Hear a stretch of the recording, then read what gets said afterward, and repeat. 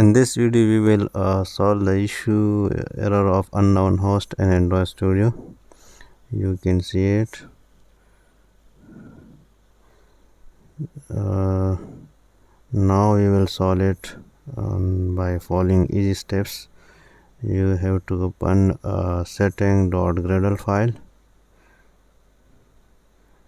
and here just add one line of code.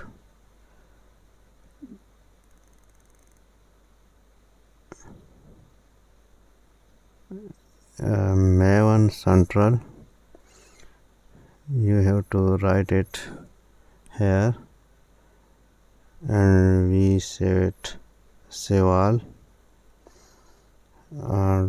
Click on try again.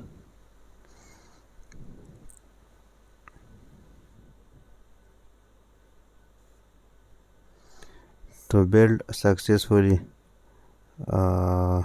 you can solve this issue by following these easy steps for Android application.